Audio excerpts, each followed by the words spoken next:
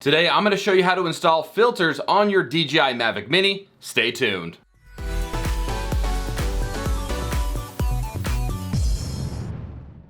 What is going on, everybody? Welcome back to another video. So you've clicked on this video either because you're looking at purchasing some ND or polarizer filters for your Mavic Mini, or you already have some and you're just wanting to learn how to install them on the drone.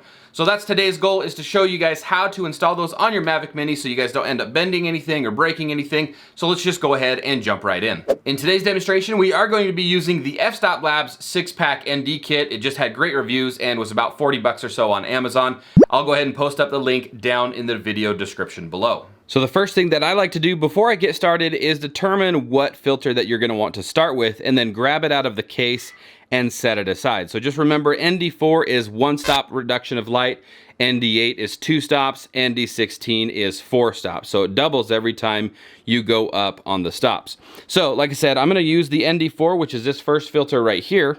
I'm going to grab it out of the case and I'm going to set it off to the side. And then the next thing that you're going to want to do is, of course, remove your gimbal cover, because we're going to need access to the gimbal. So remove the gimbal cover and then, of course, set that off to the side as well. Now, the next thing that I like to do is make sure that I have just a nice, stable hold along with the drone here. You don't want to put as much pressure on the gimbal as possible, just because it can be a very sensitive system, and so you want to try to have the weight of the drone maybe resting on something solid like a desk or whatever.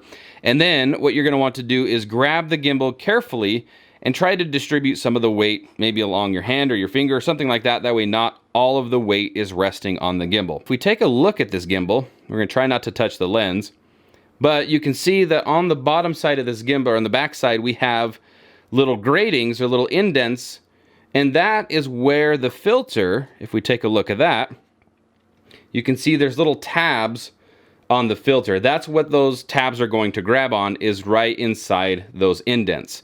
So this may just take a little bit of practice. Of course, try to do it without touching any of the lenses. Otherwise, you have to, remove the filter and clean the lens, and you don't want a blurry shot. So what I'm going to do here is I'm going to go ahead and gently grab the gimbal and kind of put it down maybe at like a 45 and see if it'll stay there.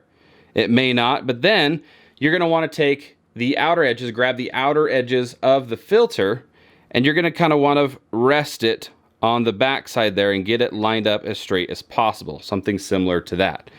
Once you've done that, you can kind of snap it into place, and you may feel a little snap when those tabs actually grab.